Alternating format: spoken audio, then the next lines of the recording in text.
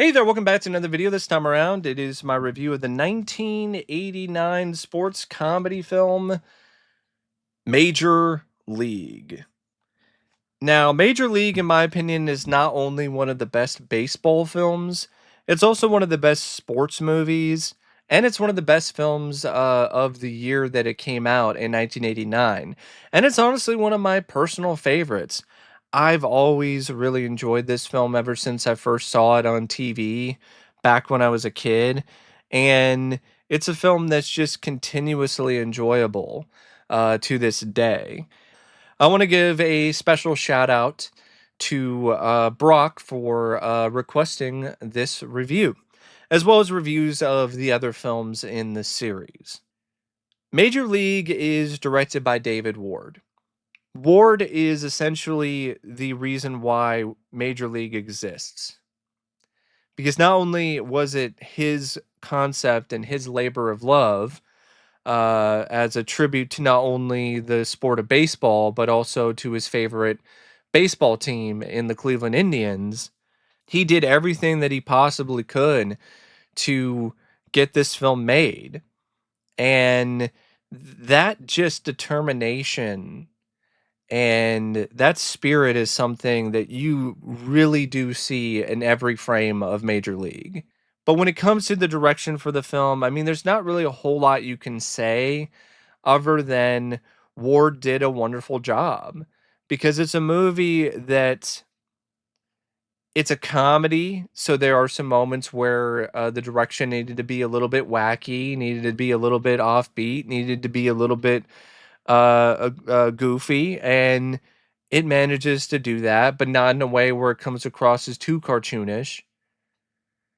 And it also needed to be a little bit more serious, a little more straight when it comes to the romance scenes with Lynn and Taylor and other scenes that don't involve a lot of baseball action or just kind of slow, like when Taylor is alone in the stadium and he's just running around the bases. And it also needed to provide a lot of um, shots of the baseball action, the baseball highlights that were cinematic, that were larger than life, that were exciting. And he nailed that. And even though some of the baseball maybe isn't as realistic as some other baseball movies, I don't really think there's another baseball film that I can think of off the top of my head that has as many goosebump inducing epic moments as Major League. The whole finale, the whole final matchup against the Yankees to win the pennant is just chock full of epic moments. You have a Ricky Vaughn, Wild Things entrance out of the bullpen, and just the entire crowd going nuts and losing their minds, and him striking out Haywood.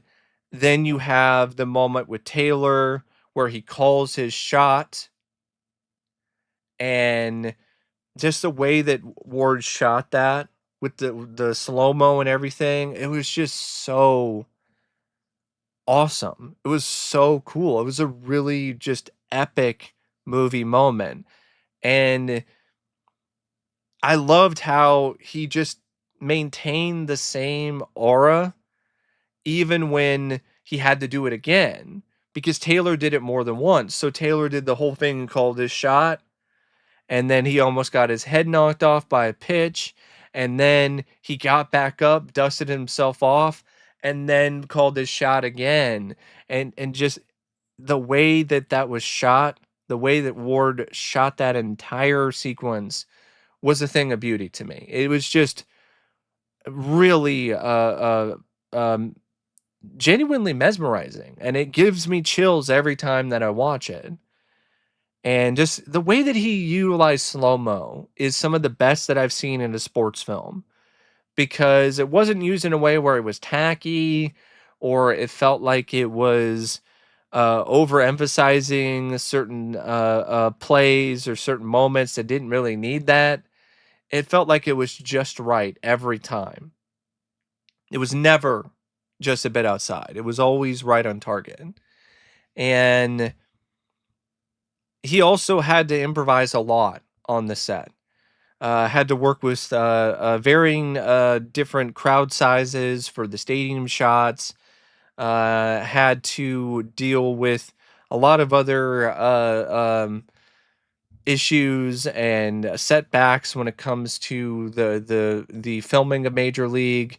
I mean, for one, it was a record heat wave in Milwaukee when they were shooting a good chunk of the scenes, and that was directly after they were already dealing with the heat in Arizona, because the spring training scenes were shot in Arizona, and so they went from one heat wave to another, and that definitely took its toll on Ward and the entire cast and crew. He had to deal with the cast and their various different issues. One of them was Charlie Sheen and his hemorrhoids, because that was actually something that he was dealing with for a good chunk of the production. And just the fact that a lot of the actors weren't baseball players, so he had to find a way to shoot them to make it seem like they could kind of play baseball. He also wound up working himself so hard that he wound up going to the hospital for exhaustion. And he didn't stay there for long, though. He went to the hospital for exhaustion and then got an IV or something, and then was right back on the set. Because Ward, he believed in the film, he believed in his cast, he believed in the crew, and this was a film that he really felt had the potential to be a hit. And it was something that he gave every ounce and every single thing that he had into it. And it's a big part of why the film is such a classic, because you have a movie where the man who's behind the camera and the man who was responsible for the story, for the script, he poured his heart and soul into it. And this was not a film that was made for the money. It was made for the love. It was made for the love of baseball and for the love of the Cleveland Indians.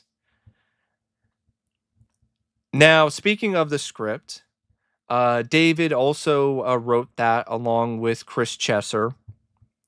And in a lot of ways, the screenplay, it's essentially another underdog story. And there's a lot of sports films that deal with a similar plot involving a team of lovable losers who find a way to win in the end. So it's not entirely original, but Major League makes up for whatever cliches that it might have with sincerity and with its own brand of originality.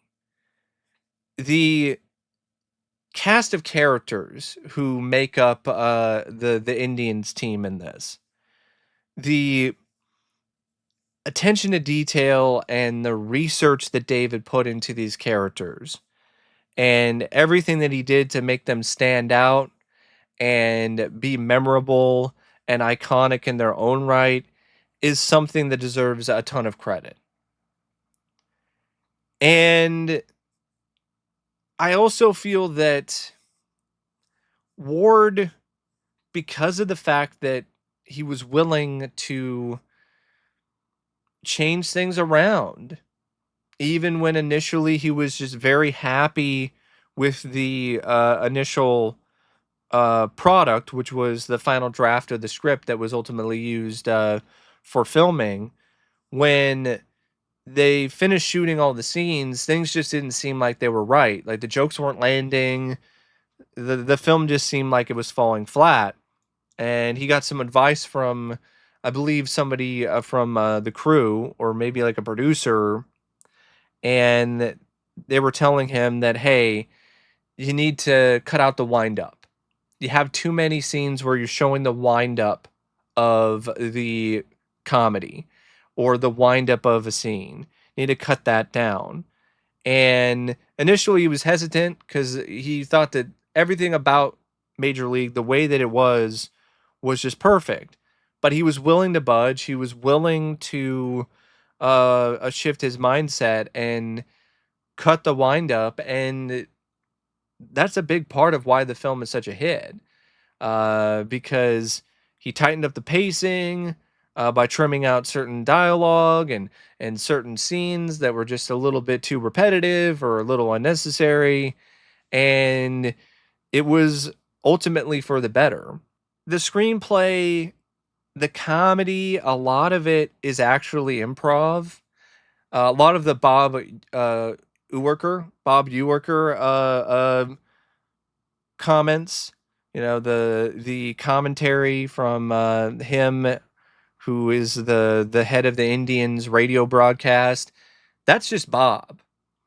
The just a bit outside bit, that was improvised by him, as well as a bunch of other moments, and even some that didn't even wind up in the movie.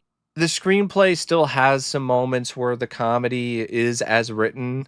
When it comes to some of the dialogue by Lou Brown in Spring Training, which honestly is just so funny. It just cracks me up every time. The spring training scenes, just the way that the dialogue is written, whether it's from Lou Brown, who's just being brutally honest about the players, or the players themselves and their own back and forth, and of course the stuff with Jobu and um, Harris, Eddie Harris and their whole feud, and Taylor and what's going on with him. And speaking of Taylor, the love story, I know some people don't really care for it. They think it kind of drags the film down a little bit. I respectfully disagree. I've always actually liked the love story between Taylor and Lynn. And I think a lot of ways it represents the heart of the movie. And I don't think that would really be the same without that particular subplot. I thought it was rather sweet and also funny at points. Like the whole scene where Taylor confronts Lynn's current boyfriend, and the guy's being a douche, and then Taylor just calls him a dick to his face. Like, and of course you have the whole thing with Rachel Phelps, who is the new owner of the Cleveland Indians, and she is essentially the antagonist. And she's a great antagonist. Uh, the way that the character is written, there's just so much about her that you love to hate, and you were rooting for her demise. Like you were rooting for her to have to eat her words and eat crow when it comes to all the things that she's saying about the team. And and she's trying to move the team to Miami, and there's just a lot to hate about this character, but in a way that seems very natural. And just from the very beginning, it's just really funny. Like just how cold she is. Because you have the whole bit that still kills me every time that I see it, when they're looking at a list of potential players to bring into spring training, and then she mentions a name, and then then one of her employees is like, "This guy is dead," and then she's like, "Well, cross him off then." Just the way that is just set up is just so funny. It kills me. It is so hilarious. And that's just from the beginning. That's like for the first few minutes. Like the interactions for the different Indians fans when they see the list of players that are coming into spring training, like, who the hell are these guys? And even when they're like scouring the ends of the earth to find all these players, finding Taylor, who thinks that it's a prank call, but then he realizes that it's actually the Indians who are asking him to play, and how like he kind of pauses for a moment and he's like, I don't know. And then you have the whole thing with the manager Lou Brown, who's like working at a tire store, and they call him there while he's at work, and they're asking him if he wants to manage the Indians for the season, and he's hesitant about it. It's just so funny, and just everything involving Willie Mays Hayes, how he shows up and then he's not even on the list, and they take him and his bed out and set him outside before they start the tryouts, and then he wakes up and he's like, have I been cut already? And then he does the whole thing where he runs and out and just blows past everybody, and then they get him on the team, and they have the whole stuff with Wild Thing, who shows up on the back of a motorcycle, and he's got that crazy haircut, he's got the sleeveless shirt on, and he's just completely wild in every way, including his pitches. Like, he cannot aim his pitches at all, and it's just really hilarious. And then you have Roger Dorn, who's like the guy who's making the most money, and he's just a prick, and doesn't want to go out and catch balls because he doesn't want to get hurt. And you have Pedro Serrano, who is the big hitter, but he can't hit a curveball. And then, of course, that leads to that great moment at the end when he hits that crucial homer against the Yankees. Um, and before he does that, he does the whole thing where he's like, "Fuck you, Jobu. I do it myself."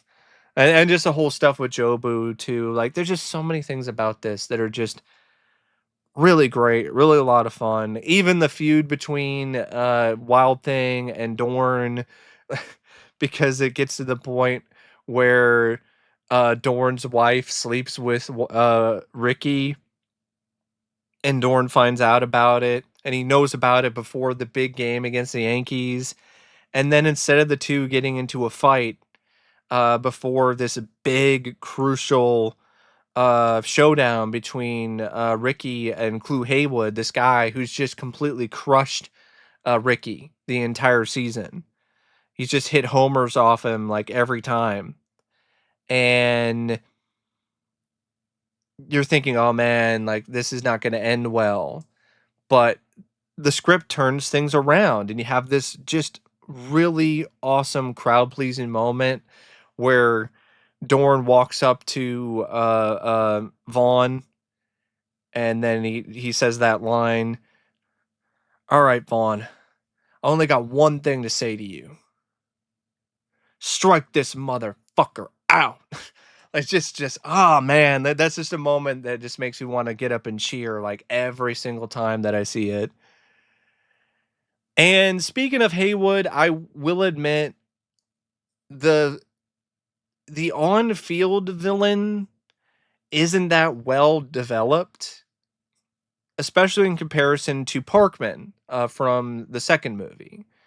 So there's really not a whole lot to really feel about Haywood or the Yankees, other than they've been a problem for the Indians for the whole season. So I think that could have been expanded upon a little bit more, to be perfectly honest, in terms of making Haywood in the Yankees an even more formidable, memorable foe. But I still think the script did a good enough job with that, regardless, because you had the whole stuff with Phelps, and that's really all that you need.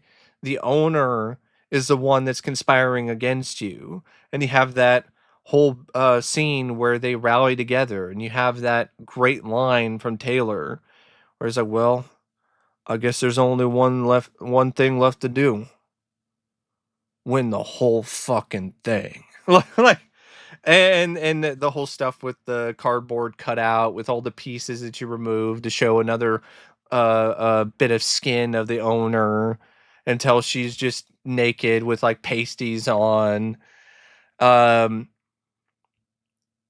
there are just countless great moments in this. The American Express parody ad that the Indians do, and just the way that it perfectly nailed how bad everybody is at acting was just so hilarious. And it definitely is one of the funniest moments in the movie. And it's just a film that there's just so much about it in terms of its pacing, in terms of the way that everything is structured, from the Indians just being a disaster and a mess early on, like its spring training is just a train wreck, and it just seems like this is just destined for failure. And then the manager really starts to get the guys believing in themselves, and they start to show some potential, and the manager starts cutting certain team facilities and cutting budgets and making them have to ride the bus to games, and then eventually makes it so they have to ride a propeller plane instead of like a regular commercial plane to games. And despite all that, they find a way to stick it to their owner and win enough games to get to the final game against the Yankees, where if they win the pennant. And the Indians haven't won the pennant in decades. So um, it's a definitely a cathartic moment for the team, and for, of course, the fans. Definitely at the time, it's still cathartic every time that I watch it. Just the whole bunt scene, and then Taylor running, and then Hayes, and just the way that everything was ultimately uh, um, sketched out, and the way that things happen when it comes to like each play, the play by play was just a winning combination all the way around. Now, I've talked a lot about the finale for Major League when it comes to this script, and the way that it is in the movie, in my opinion, is perfect. I wouldn't change a single thing. From the way that the entire matchup against the Yankees unfolds to the ending with Taylor and Lynn reuniting in the stands. Like, I don't really feel that you could come up with anything better. This was actually not the original ending. The original ending for Major League actually involved a twist where the manager, Rachel Phelps, who in the film is just a unbelievably loathsome, bitchy character who you just cannot wait to see get shut up by the Indians in the end. In the original draft of the film and in the original cut, she's actually a fan of the Indians. And the only reason why all of this was happening with the threats to move to Miami and cutting the budget and doing all this other stuff with the facilities and with the transportation is because she didn't have the money. And she was the one that got the team together the way that it is, and the manager, because she scouted them and thought that they would be a good fit, and she did what she could with what little she had. And test audiences understandably hated that ending. Margaret Whitton and the director David Ward, as well as the writer, really liked it. In fact, the director still likes the original ending more. But test audiences, they hated it. You can't have an antagonist like that just be faking it the entire time. That just really removes a key aspect of the entire script. It really removes the effectiveness of your antagonist. The twist for the time was actually clever, and I think for a different movie it might have worked, but it was a total strikeout for Major League. The direction and the script, they are both major wins for this film, but so is the cast. Tom Berenger, he is terrific as Jake Taylor. It's honestly probably my favorite role of his. I just really loved his charm in this. He was just very charismatic and cool in a way that was a little rough and tumble, but not to the point where it was like too rough. Like he was just a very fun character to watch, like the kind of guy that you really want to just hang around with and shoot the shit with and have a beer. You know, that kind of personality. Just a great casting choice when it comes to being, you know, the leader of this group of misfits who are playing for the Cleveland Indians. And then you have Charlie Sheen as Ricky Vaughn, and this is honestly my favorite role of his as well. Like he's just so badass and like an effortlessly way in this, but also really funny. Like his deadpan is really good in this. The intensity of the character is just off the charts, and there's just a lot about his performance that I just absolutely love and I admire. He threw a pretty good fastball too. Took steroids in order to get it up to 88 miles an hour, but still threw a pretty good fastball for an actor. And I mean, I can't even imagine being in his shoes when it comes to that moment where he walks out of the bullpen and the crowd goes nuts. But apparently, the scene that was shot in the movie, that was done without anybody there. But there were some scenes though where he actually did pitch in front of that massive crowd, and I mean that would have just been insane. But yeah, I love his performance in this. Easily one of his best roles. Corbin Bernsen also does some good work here as Roger Dorn. He does a really good job playing a guy who is just an unlikable prick at the start, but then finds a way to win you over, despite the fact that he's still kind of a prick.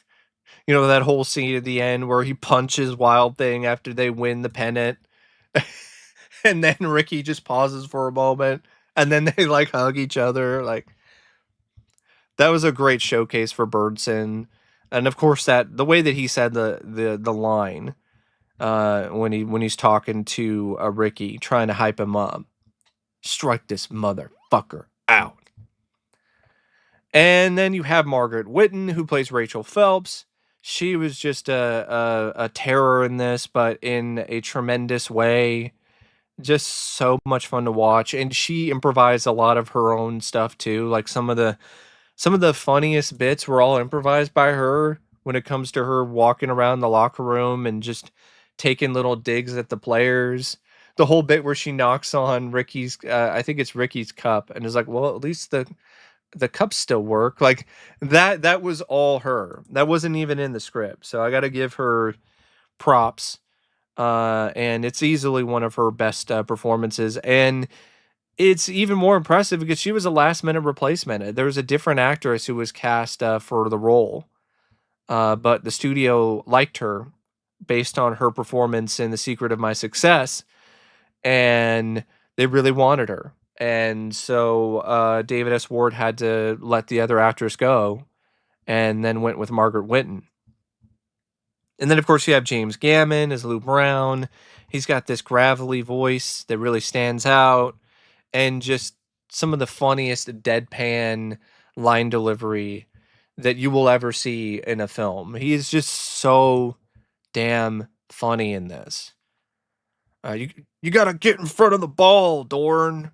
None of this old A bullshit. There's just so many different things with this character that I love watching James Gammon as Lou Brown. Just so funny. And also just seems like a genuinely good guy. And that really helps you root for the Indians in this, because you're rooting for him too. You want him to succeed. And then you have Rene Russo, who plays Lynn Wells, and she was an actress that David Ward fought for, because David Ward he wanted her, but the studio was like, well, she hasn't really acted much at all. but he wanted her because he liked her audition for his previous film Cannery Row, and he wanted to cast her in that, but the studio overruled him and cast somebody else. And so he decided to give Renee a shot here, and it essentially started her career. And she's just got a certain natural um, personality to her and charm in her own way, as well as her beauty, and just has a really good connection with Tom Berenger in the film. And then you have Wesley Snipes, who's Willie Mays Hayes, and he is just a very electric, just energetic personality in this. And he was very much a fresh face at this time because he hadn't really done a whole lot other than a couple films. And he was essentially cast because of his personality, and not necessarily due to his baseball ability. And it paid off in a big way. And you have Charles Cyphers, who's Sheriff Brackett from Halloween. Has a fun role here as Donovan, the GM, who wants to be cheering for the Indians when they succeed and they're winning, but Rachel Phelps keeps putting a damper on that. So it's a fun little side role for him. I get Chelsea Ross, who does a good job playing the veteran pitcher Eddie Harris, who, has that great line, up your butt, Joe Boo. Looks like Joe Boo needs a refill. He drinks his Joe Boo's rum and then he gets hit in the back of the head with a bat. Chelsea Ross was a lot of fun in this too. And I loved his dynamic with Dennis Haysbert. And speaking of Dennis Haysbert, he was an intimidating presence in this. You genuinely believe that he was a big league slugger. And the whole voodoo thing, I thought he sold that well too, and it didn't come across as too silly and too cartoonish. You have Andy Romano, who did some good work as Pepper Leach, especially when it comes to some of the back and forth he had with with James Gammon. I always think of him as Lou Brown, so um, kind of got things mixed up there. And then of course you got Bob Uecker, who's Harry Doyle, the sardonic radio sports commentator for the Indians, and he was a commentator for the Brewers, and he was also a spokesman for like Miller Lite around the time, and he steals every scene that he's in. He's just so laugh out loud hilarious in this, and he also improvised a lot of his own lines, like just a bit outside, like that was all improvised by uh Doyle, like Doyle himself, Bob Uecker. That was not in the script. And then you have like Pete Vukovich, who plays Haywood. What's funny is like he's definitely a pretty imposing presence in the movie, and looks like a believable big league smash hitter, but he never hit a home run once in his career because he was just a pitcher. He never homered a single time. But he got the opportunity to homer a couple times in this movie. So he also is the reason why you have Duke Simpson, Willie Mueller, because he was also a teammate of Vukovich's for the Brewers, and he brought him over onto the cast. Um, and you also have Steve Yeager, who plays the Indians' third base coach, Duke Temple. So yeah, just a really nice cast full of a really interesting and fun group of actors and actresses. And then you have some other elements in the movie that I want to mention. Some sharp and some pretty solid cinematography by Ronaldo Villalobos. The editing by Dennis M. Hill I thought was great, especially when it comes to the montage sequences when the Indians are winning. Uh, and when it comes to just the baseball scenes in general, even the spring training scenes, really added to the physical comedy. And then you have the music by James Newton Howard, which I felt was also a bright spot and also a really good element of Major League. He incorporated the Bill Medley song, Most of All You, the instrumental version of that into the film in a way that I thought was very nice and touching, and really helped provide even more heart to the film. And the scenes where the Indians are making plays and winning games, there's a nice spirit to this to the score. And when it comes to some of the more goofy moments and silliness, like, it has some good notes as well. And then when it needs to be epic, it also really steps up to the plate. So, yeah, I really thought it was a good score by James Newton Howard, and it was one of his first scores. And then, of course, you can't talk about the music without talking about the soundtrack. I mean, Bill Medley's "Most of All You," which is a great love song, and then you have some other great songs that were used for the film. "Burn On" by Randy Newman, that was used for the opening credits, and "Wild Thing" by X, which is a cover of the original song "Wild Thing," I think by the Trogs. But to me, it's like the best version of the song is the cover by X that they use for the film. And it's one of those movies that goes by pretty quick, almost as quick as Ricky Vaughn's fastball. But anyway, thanks for watching my in depth review of Major League. And as always, I'll see you later. See ya.